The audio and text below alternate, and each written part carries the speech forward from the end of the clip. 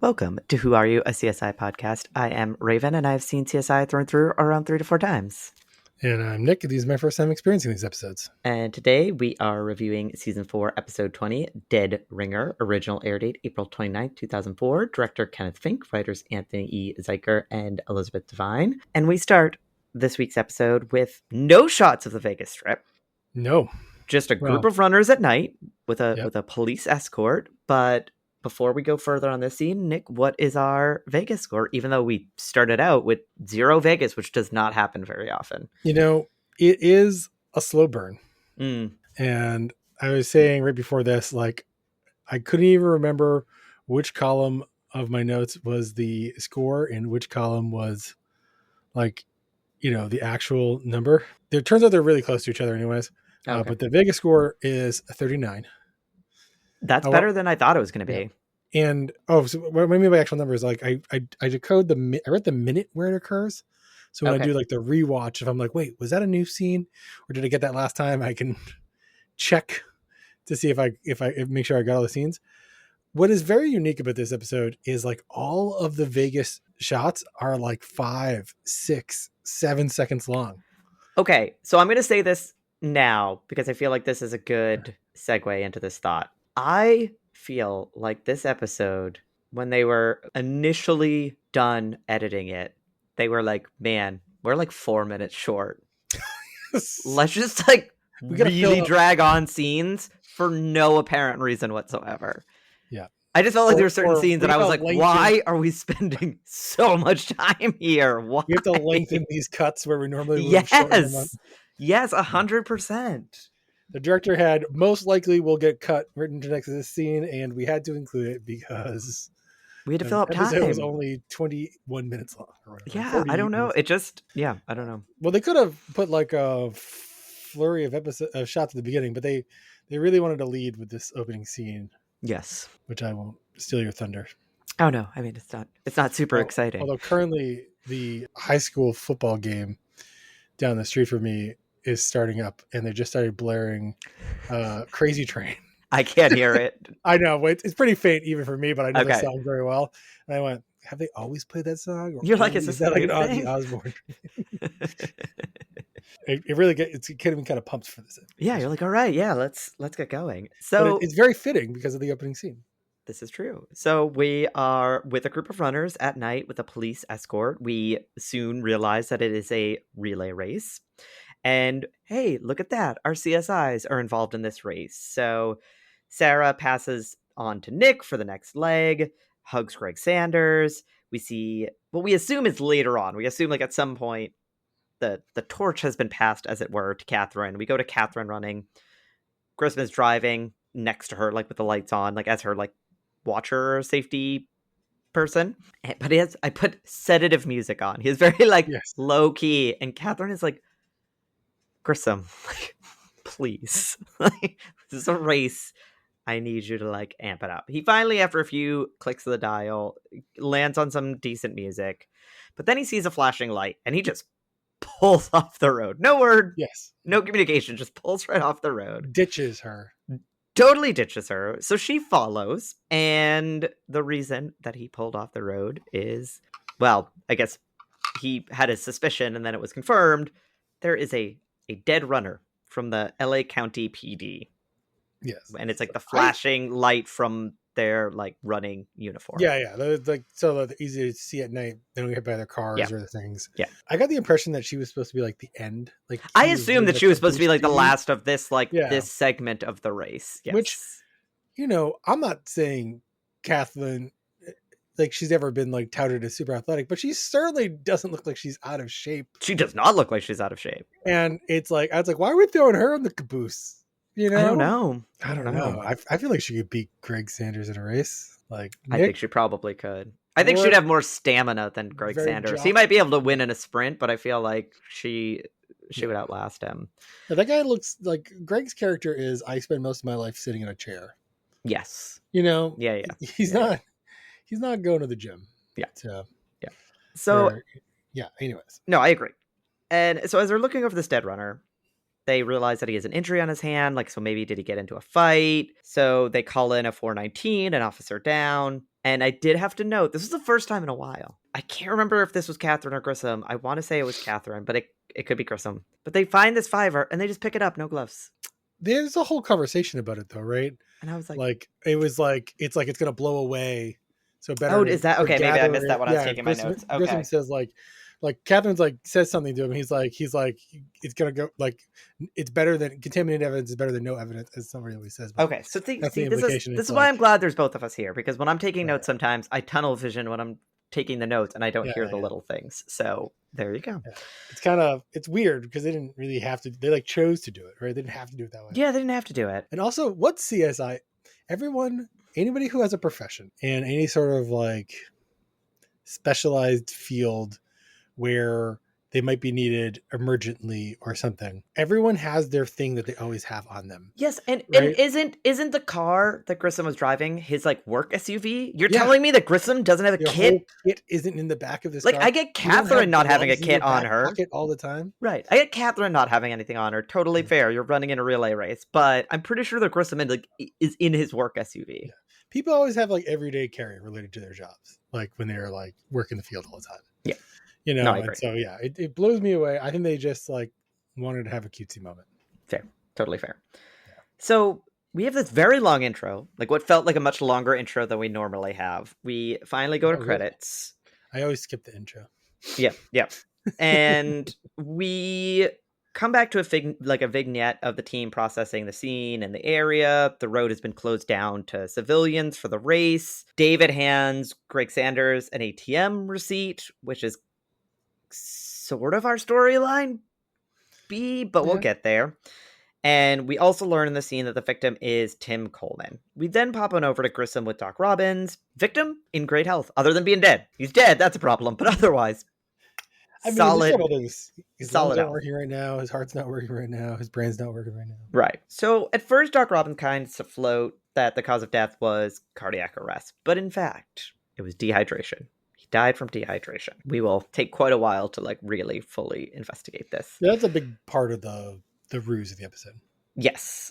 And so kind of the first insight into this is in the very next scene. We have Catherine and Grissom. We have a nice little walk and talk. And from the running his blood, they realize that he has blood pressure medication in his system. A high dose, but not a lethal dose.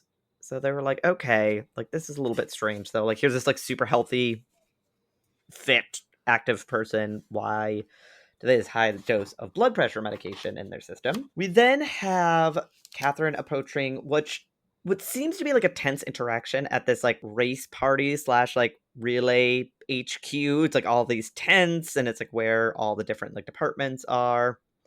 And she's there because she needs to collect Coleman's, the victim's bag. We then have a walk and talk with Greg Sanders and Nick, and Greg Sanders let Nick know that there's been a hit on the ATM card of the victim after his death. And there's video. So let's go to the video. We then have Grissom with Hodges, and the thread that they picked up sans gloves is it's a strong fiber used in embroidery.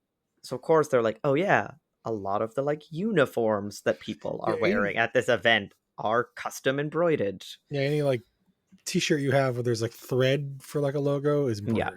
Yeah. Yes, exactly. So then we have Grissom at the race finish. LAPD wins. Look at that. Their uniform has red embroidering on it.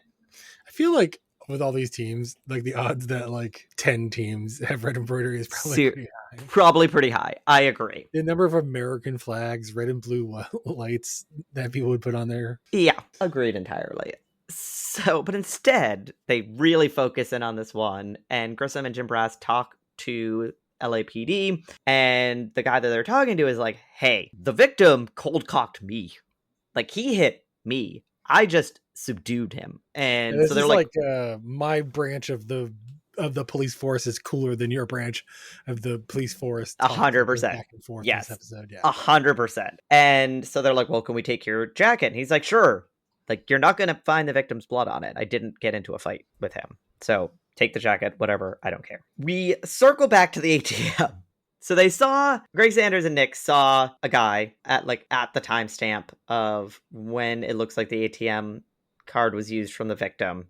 And so then we have Nick with Clyde in interrogation. Clyde is obsessed with the fact if his wife is there. Yes. He's just like, is my wife on the other side of the glass? And Nick, you could tell, is kind of like, okay, I'm going to play into this because evidently maybe this will get him to talk, but I don't know why he's like so hung up on the fact that his wife is on the other side of the glass. So Nick is like, oh, well, we'll talk about her later, you know, like we'll get there. Like we got to talk about this. And so he's interrogating him. He's asking him questions like about using the card of, you know, this dead officer. And he was like, no, no, no, no. Like I didn't do that. Like it was I used my card. And it was essentially because like a pretty woman came into his burger shop where he worked and he sold her a burger and he, I guess, like complimented her or said something to her. And she said, for $300, you can get a very tasty meal. And he went, A-okay. And went to the ATM immediately to withdraw $300. On the one hand, you shouldn't cheat on your wife. You definitely should not. On the other hand, it's a positive sex work experience, you know, for him. Yeah. Yeah. It is, however, almost statistically ridiculous that he would need the exact same amount of money. Yes. Yes. Oh, yeah. That was taken from the victim. Unless, see, I feel like my entire life it's been like $500 is the maximum I could take out of an ATM. But like maybe back then, I used in this area it was 300 or something. It was 300.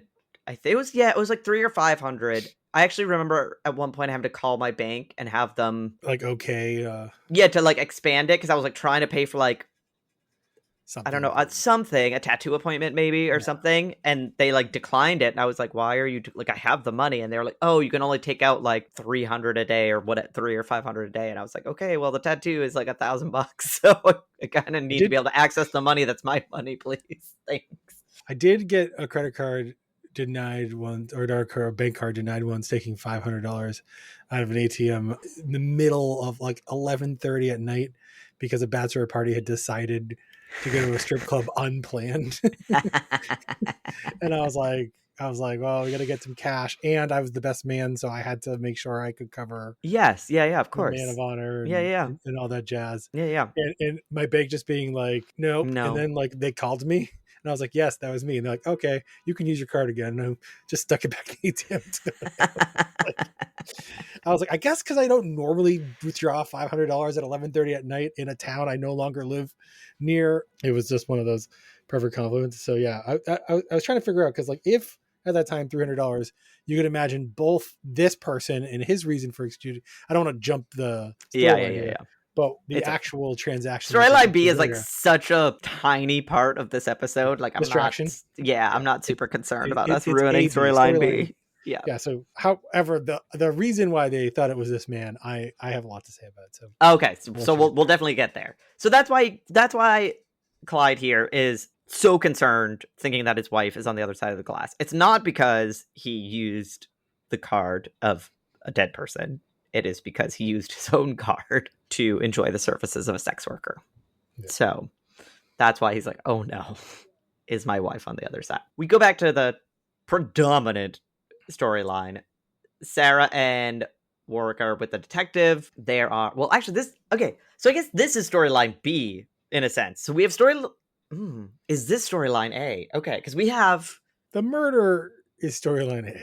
No, but this is a murder too. This is the double murder. So we have the runner murder. We have the double murder we're just about to uncover. And then we have the ATM theft. This is the hotel. Yeah. So okay. So it's A. It's the ATM thing is all A. And then this is B. Okay. All right. So we have Sarah and Warwick. They're with the detective. There are two DBs, dead bodies, in a hotel room. They're both PD. They're both here for the race. And they, go into this room. There's a male and a female officer down, but they checked in alone. Like this was not a checked in together sort of thing. But there's obvious evidence that like there was like room service for two kind of happening in the room. And the room is all his stuff. So they're like, okay, like this must be his room. And so they're processing the scene. Sarah pulls material from like the slide of the gun.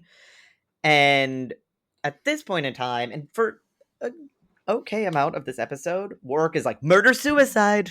It's a Yes. murder-suicide. I'm like, Warwick, you're not usually the type to like immediately jump to a conclusions. conclusion. So like this is a little out of character for you, It's but like, okay. how many times does Grissom have to tell you? Yeah, don't jump to conclusions. All the Wait, let evidence. the evidence tell you what happened here. I So we thought, by the way, we were like on a collision course for that talk again. And it's Oh when yeah, I yeah, heard yeah, yeah, yeah. them Yep. talk about jumping to conclusions, Yep. and it never It happens. did not happen. It did not happen. Spoiler alert. We go back to Grissom and Catherine, and they are looking through Coleman's bag, and they are talking about like how he could have gotten this blood pressure medication in his system, and they're like, there was like no signs of like an injection like or a needle mark, so they're like, okay, he must have ingested it. So Grissom is testing the water bottle, and look at that, the furosemide, whatever it is Furosemide, I think it is. furosemide is in the water bottle. Bum, bum, bum. Then, so we go back to this like headquarters HQ motel for the relay race. Is this the party scene? This is the Bad Boys concert. What you gonna do? What you gonna do? Oh, it's so good. I think the second time I watched this, I'd forgotten about this and I died laughing. It's I don't know. I don't know what they're trying to achieve here. I don't get. I don't understand what like was the point for it to be like super cheesy and look terrible, or were they like legitimately thinking that this looked cool? Like this looked like a cool I think party. they thought, what song would they probably had no music playing, or something they couldn't get the license to when they were When they recorded it recording originally. it. Yeah. And then in the editing room they just thought this will be funny. Yeah. Yeah. So we then focus on Catherine and Jim Brass. They're talking to the team medic, and they are hinting that maybe he killed their victim. And I sort of have to give this guy credit because he was like, I didn't kill him. He goes, if I was going to kill him, sniper shot. Like, I'm not doing all this, like, leaving my DNA on stuff. Like, I'm just taking him out. Right. And then he's like, we've all thought about, like, how we would take someone out if we had to take someone out. And I was like, well, it's probably I mean, true. Yeah, I was gonna say, I don't know if this is a guy thing. This could be an everybody thing or something, but I feel like most people have like thought of scenarios that are so improbable. Yes. Whether it's like how I'm going to spin my lottery winnings, or yes, how I want to kill somebody, or how I'd rob a bank, or right. Like it's not stuff that you're ever going to actively act on, but you're just like, oh, like, if I were to do it, like how would I go about doing it? Am I smart enough to get away with it? Right. And I got to give this guy credit that he was just like clever. Yeah. He's just like, yeah, no, I'd take him out with like a sniper shot. Like, what do you... I'm not gonna be like anywhere near him. Like, we then have Sarah and the detective. They are with the wife of the male officer found in the hotel. She IDs her husband. She clocks immediately that he wasn't alone. And she's just like, look, I knew about his affairs. It's a thing that he did. I just accepted it as part of the job. I wanted to keep my family together. By the way, I've never heard this idea that cops are like sleeping around all the time. Oh, I have. Oh, okay. Oh, yeah. I've never really been that close to like a family of a police officer, but like I've never really heard that. She says it so matter of factly. I was like, am I supposed to know that? Yeah, I mean, I don't know if I've ever heard it like personally. I think I've heard it from other shows, so maybe like take that with a grain of salt. Maybe it's a West Coast thing. But I will say, one of the only police officers that I've known in my life that I was close to probably cheated on their wife when they were married. So I don't know that for sure. I don't have definitive proof, but it's not rule. It's not. He's not the an argument against. No, he's not. He's definitely 100% not. So just float that out there. So we then have a Sarah and Warwick walk and talk, and they're talking, like Sarah's letting Warwick know, like, hey, wife knew all about the affairs. Sarah then walks into Hodges, and the fibers that she pulled from the gun are from like a tissue. So now Sarah's like, wait a second, was the gun wiped down and planted to make it look like a murder-suicide, but in fact, not murder-suicide happening here. So then Sarah is working with Prince and Patricia, the female officer. Her prints are only on the doorknob and the gun, which is very weird, because if they are having an affair, like her prints should be all everywhere. Over the room, right? Like, why are her prints only on the doorknob and on the gun? There was like a notion that they were like canoodling all night. Yes. And the sex kit, negative. So that's also like, okay, strange. But there was a third set of prints. And that third set of prints belongs to a one Lydia Lopez. We'll come back around to Lydia in a little Did they bit. say where the third set of prints was, or they just be like, "Oh, we found a third set of prints somewhere"? I think they just said a third set of prints.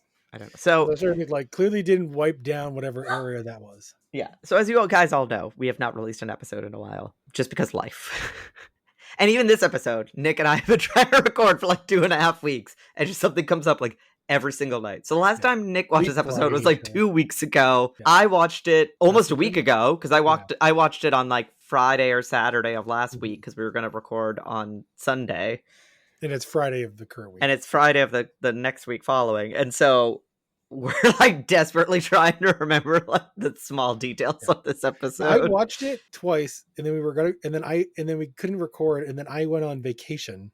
Yes. And then I came back, and we were going to record, and I watched it again. Yeah. And then life. You watched it again. Yeah. And then now we are a week later. So yeah. we've seen that. We've seen the episode.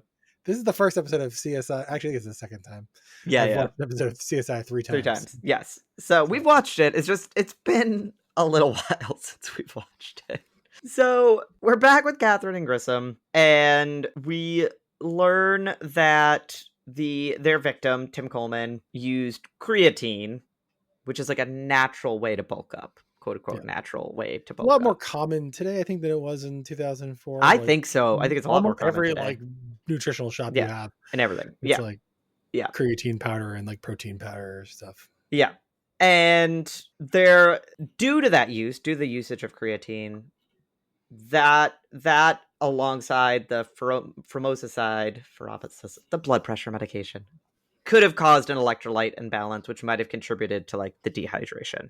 So we're slowly starting to weave this all together. I feel like I looked this up before, but I have to look it up now because it's called furosemide. Furosemide. I was like, it sounds like if it was like firmosicide, like then the firma. Yeah. Like ants, like formic. And I was like, is this like because a lot of like real old medicines they got out of like bugs and plants. Yeah. They're often like named after. Is this like an ant medicine? It's a diuretic. Oh, okay. So that means Xena was on a diuretic this week to shrink her brain for the radiation for her brain tumor. So it's been a week, guys. It's been a week. So we then have Sarah and Warwick. They're knocking on Lydia's hotel room. They enter her room and it looks tossed. Like things are all over the place. They find a ripped nightie, which Warwick knows is a very expensive type. Sarah finds a man's wedding ring, like very purposely like left on the pillow on the bed. So they're like, okay, like something definitely happened here. So then Sarah and the detective we finally see Lydia. They're with her in interrogation. And she's like, look, me and Manny hook up at the relay once a year. It's just like the thing that we do. We just scratch that itch. No big deal. And we learn from her that her husband, Archie, trashed the room. But she does not think that he's capable of murder. She's like, he wouldn't do that. And we'll meet Archie a few scenes from now. In no way, shape, or form a defense. No, 100% is not a defense. Because, most serial killers, or I should say, the serial killers that, had wives and families, most of their wives and families were like, what? They did what? So just saying, they're not capable of doing that, not a good defense. Some people are really good about not showing you their true selves. So we're back with Nick and Greg Sanders. They're with the ATM footage. They're trying to figure out, how is it that we have the video of Clyde at the ATM when, in fact, when the victim's card is being used? What is happening? And Greg Sanders is the one that's like, well, maybe the timestamp of the camera is off. And then Nick is like, how is that possible? Because it's synced with the ATM. And then he's like, no, this one is synced to this, and the ATM is synced to that. So they could technically not be the same time. And that's the reasoning. But Nick, you have thoughts about this. You have words. I'll say normally when it comes to technology and computers, they'll make up just about anything. And Yeah. it's basically a form of magic. Yeah. Yeah. This is the most realistic thing they've ever put in an episode of TV show. This You're like, comes no, actually, down, this could totally it just happen. comes Yeah. down to time zone nonsense. Yeah. And anybody who's ever written computer code dealing with times knows that time zones are the biggest pain in the butt. They're awful. They're And awful. there are like weird things and defaults and Yep. like source time zones and recorded time zones. And the idea that two integrated systems Have would different be times. recording at different times is so believable. You're like, yeah, It's 100%. probably happening at an ATM and a camera right now. Yeah. You know, and so I was like, this is the most believable use of computer magic that I've ever heard. I totally buy this. So yeah, I'm in many ways proud of them on this one. Oh, good. Yay, Yeah. CSI, kudos. Bonus. So when they realize that the camera is about an hour off from the ATM, they then like go to what would actually be, if they were matching like the correct time on the camera, and they see a guy emptying the ATM. So then we have a scene where Nick is going over like documents and bank statements and ATM, usage. And then we see Nick at an ATM. So Nick's at this ATM. Okay. I mean, I guess maybe he told the police he was going to do this. He just like walks up to the ATM and starts messing with it. I don't think you could just walk up to an ATM and start messing with it. Yeah, I don't think that that's something you could do. I would think you'd want to have to call like the bank. Yes. I don't know, like you could go up and look at it, but like I agree. There's probably a normal protocol by which you would do this. I'm going to have to ask my partner. So my partner like works for like a security company that collects money, right? And one of the things that they collect money from is ATMs. And I feel like even they can't just like walk up, even though like their company is the one that like provides the money and takes the money from the ATM. I don't think that they're just able to just like, I think they have to like coordinate with the bank. Yeah, when they're going to be there. Probably Probably automated like through a computer system, but they're communicating. Yes. Because the bank could have like a security system. That's what and maybe it's just because of like, my partner's job, that I was like, this does not seem, I was like, how can you just go up to an ATM and just start messing with an ATM? But he does. Like you can do it. You just shouldn't do it. You shouldn't. You're gonna gather attention, I think, pretty quick doing this. But he doesn't. Instead, he finds a scanner and a camera. And as he finds the camera, this car like peels out and crashes. And so Nick, being the good Samaritan he is, goes running over to this car, leaves the ATM, leaves the scene he was just at. That he was in the middle of collecting.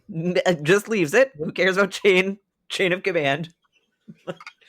Doesn't matter. Just go. And so he runs over, and look at that. The driver is the one who installed the scanner and the camera, because there's a bunch of scanning and cards and all this stuff inside of his car. So we learn that this guy's name is Mr. Drake, and Nick is with him in the hospital. And he really, the only thing Mr. Drake is sad about is that he's like, I should have used better technology, like better camera. I should have like set this up better. And normally, he doesn't. Oh, sorry. I was gonna say, normally I'm not like, don't talk to the cops. This guy is very dead to rights.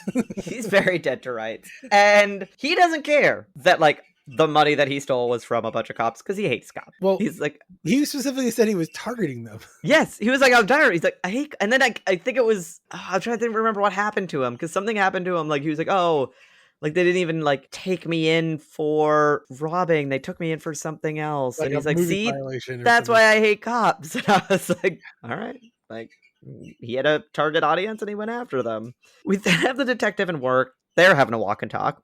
I think maybe the one thing I'd say here is, so the important thing here is that this makes this entire story a functional dead end. Yes. Right? It doesn't, the guy stealing the cops' money had nothing to do with the victim. He was just stealing money from people in general. Yep. And so we have a detective and work walk and talk, and we learn that Lydia's husband, Archie, was picked up for drunk and disorderly.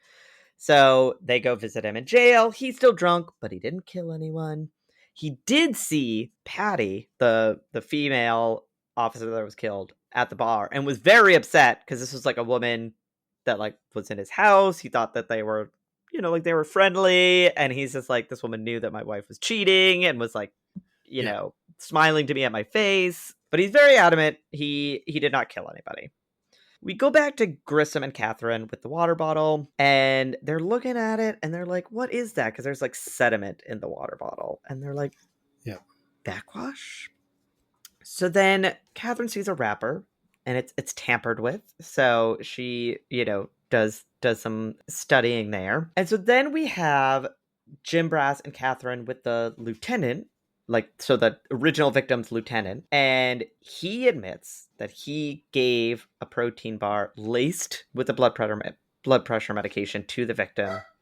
But he's like, I want my union rep. Like, I don't want to talk Yeah. anymore. I admit to that, but like, no further. Don't admit to anything. No.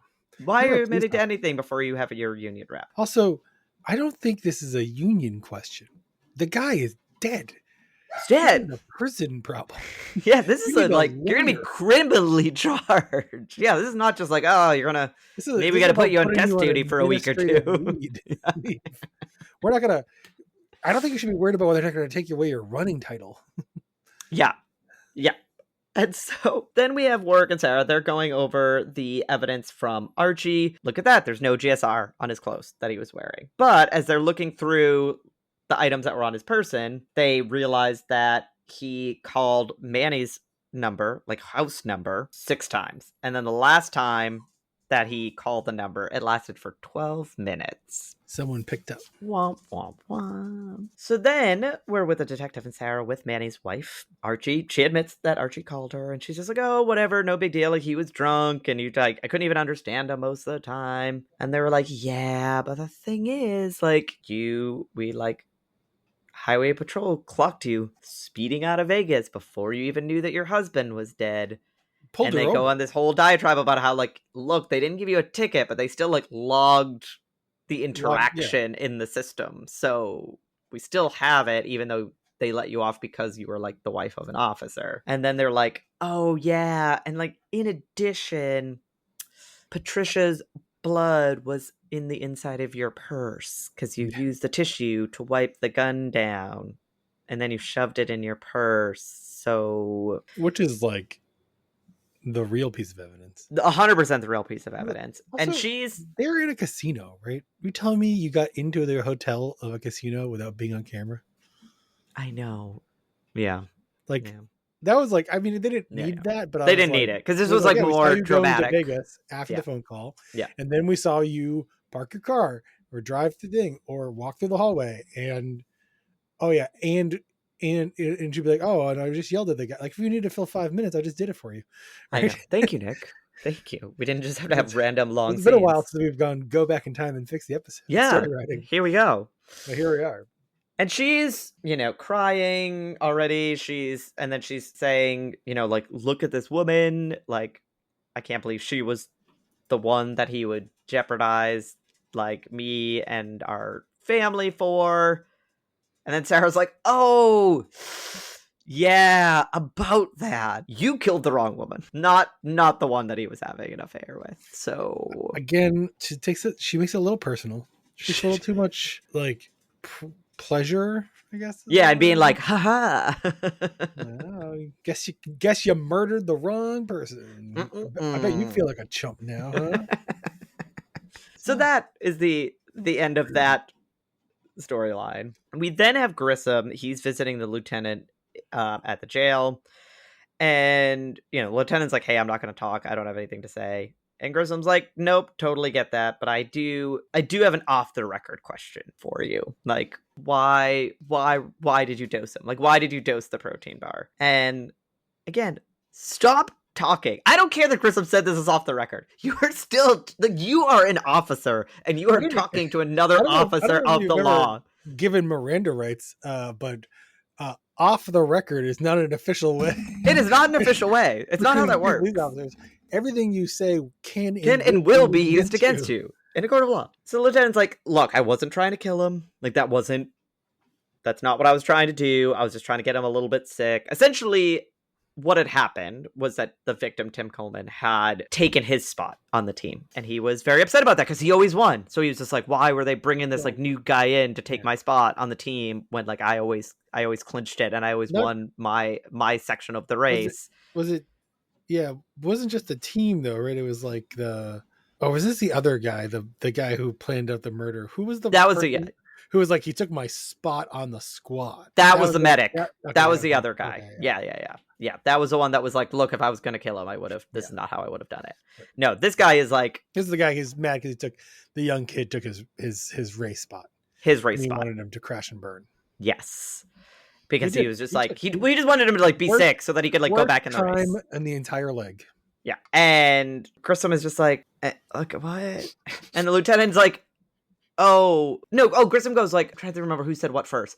I think the lieutenant was like, wait until like you get replaced. Like, wait, like you can't, don't judge me until somebody replaces you. And Grissom's like the mark of success is like having someone like come up and do it better. Teacher, like, the student becomes the master is almost right. Like you go further and then someone comes in and takes over your job. Like that's just like the natural order of things. And the guy's like, yeah, well, just wait until it happens to you. Yeah. Which brings us to the end of the episode. So Nick, what did you think about this week's episode? There's one thing related to the end of this episode I have to share. Because just said, please do. This guy came had like the worst time, like because the guy who died had the worst time. Yes. He was actually tied with Catherine. But this was this is probably the most CSI end of an episode line they could have used. Or Grissom would be like, well, when it comes to the race, I guess you guys came in dead last. Bum, bum, bum. Or actually, that could have been like the before you go to credits. Yes, the bum, bum, to credits. Yeah. He was like, good news, Catherine. I don't think you're going to come in dead last. Bum, bum, bum. That would have been. See, I got to go back in time and read the episode. Yep. This episode's fine. I've watched it several times. Fair. I gave it a 3. Okay. It's watchable. I think my recollection is I originally gave it like a 2.5 and then bumped it up to a 3. Yeah. Because I remember thinking like maybe I was a little too hard in this episode. I think the weird like 2.5 storylines. Yeah, it was weird. It's not like there's some science, a ton of science. It's fine. Like the weird bad boys scene. So bad. It's so bad. Like there's just a lot of cringe in this episode. There is. But I think I like when CSI is campy, but I feel like this is cringe. And there's a distinct difference between those two things. And this isn't like it's 20 years later, so it's become cringe. No, I think it was cringe at the time. Yeah. Yeah. So I was really between the 2.5 and 3. I think I landed on a 3 because it really wasn't that bad to rewatch. There's a lot of like interesting like CSI to CSI team member moments. Yeah. It's not like there's a plot or a storyline being advanced. No. But like their interactions are there's and everyone's involved. Like Yep. Everyone's there, whether they're racing or crime scening or whatever. So yeah. I just barely squeaked across the line, I think, to a 3. That's fair. Yeah, I think I'm giving this episode a 2.5. This is like dead straight in the middle for me. Like it was fine. It's not a bad episode. If you want to watch it. I don't think, as you mentioned, everybody's involved, which is great. But if you were to like not watch this episode, you're not missing any like key character development moments. Yeah. Like you could skip this episode. Be confused later on. No, like there'd be no confusion later on. Like nothing of like significance happens in anybody's storyline. In the next 16 seasons of CSI, there is not a callback to this annual Las Vegas race where people come from all across the country. I assume this is an annual episode from here on out. Nope. No. Never. I don't think if it does, I'm going to be flabbergasted. I really don't think that it ever comes back up. Yeah. I'm like, what? 17. Yeah. What is happening? Yeah, it's fine. If you want to watch it. If you don't, again, you're not really like no critical piece of information. I do. If you haven't watched it, why did you listen to this whole podcast? Why did you listen to this entire podcast? I do feel that maybe the script was like a little lacking because of like how much random filler there was in this episode. Like there were just scenes that just went on for so long that didn't need to go on for so long. And I was like, what dead space are you trying to fill? Like there's no other like dialogue you could put in here. Yeah, that whole ATM plot was kind of like, why did we have the ATM plot? It didn't even need to be part of the storyline, right? No, it could have been completely removed if they needed time. Yeah, but in fact they needed a second distraction storyline. Yeah, and I will say, I guess like that is one of the I did find Clyde and his attitude hilarious. Like, I thought that was actually, like, funny. So I will give Clyde, the actor who plays Clyde, credit, because I was like, I thought it was funny. I should have had Clyde, like, at the hotel with the Bad Boy songs going off. And just being, like, pissed at the police officer and then coming up later. Didn't I see you at the party? Didn't I see you? Yeah, you at did. That party. All right, but yeah. So, total middle of the road episode. It's fine. Watch it if you want to watch it. If you don't, that's but all right. But you're not, like, advising it gets skipped. No, I think it's a perfectly fine episode. I'm just saying, like, if you, it's not a bad episode. I'm just saying, like, if by accident you skip this one. Is this the airplane episode of season 4? No, airplane episode has to be bad. But what's the worst episode of season 4 going to be? Oh gosh, I'm going to have to look back. I don't know. We're almost near the end of season 4. Yeah, I know. I was like, there's only a few more episodes. Yeah, there's only a few more episodes. So I don't know if I've given anything like, I remember the beginning of the season being quite strong. I'll have to go back. I don't know. My brain is such mush. I don't know. I'll have to look back. I'll have to go back and look. You've had time over the last few weeks since our last episode. Oh no, after the show is the airplane episode, season 4, episode 8. That's the magician one. No, I thought that one was okay. That wasn't one. What is? It's bad when I have the name of the episode and I can't tell you what it's about. All right, hold on. I'm going to season 4 on IMDb right now. What's the name of the episode? Season 4, episode 8, after the show. Oh, this is really. I mean, I gave it a 1. And I gave it a skip. Yeah, you know what? It wasn't a good episode. It's the one where the showgirl goes missing and the suspect only wants to talk to Catherine. Yes. Yeah. I was like, I haven't spot the guest star in this episode. No spot the guest star in the episode we just watched. I know. I was kind of surprised, but that guy. I know who that guy is. Yeah. Oh yeah. Right. Yeah. That's my airplane episode. Yeah, that might be mine. Like looking at the rest of the episodes of 2.5 points. I should have given this episode 2.5 points. When I look back, I think I'm jaded by the gap. I gave the last episode 2.5 points. Yeah. So this one eked out as I mentioned to Raven at the start. Oh, I haven't rated this episode. Yeah, I had to think about it for a while. We've seen it in 2 weeks. It's been an interesting few weeks for us here. I'm downgrading you're here. Breaking news. I'm downgrading 2.5 stars. We've never done this before. We're revising. I've reviewed an episode with you and revised it up because after talking to it, like, I enjoyed this episode more. Yeah. And I'm bringing out the Sharpie here to overwrite. I wrote in pencil, so I don't know why I didn't just erase it. Yeah, because like the other episodes that I gave, like recent episodes, 2.5, I feel very similar. So, plus there's more room for the future. We could get a 5er in the season. Come on, we need a good 5er. We do. Finish that strong. All right. Well, let's see. Maybe next week when we return to review season 4, episode 21, Turn of the Screws, we will have a 5-star. I keep waiting for an episode 21 to be called Blackjack. I guess we'll find out. I don't know. I never remember like the names of the episodes, so I don't remember offhand. Yeah, no, I get it. Like it makes sense, but we'll see. But not this season. It is Turn of the Screws. So we will talk to you next week, and hopefully we'll be back on a much more regular publishing episodes schedule. Sorry, everyone. It's just been absolute chaos, but we're gonna try to get back into it more regularly. No spoilers. No spoilers.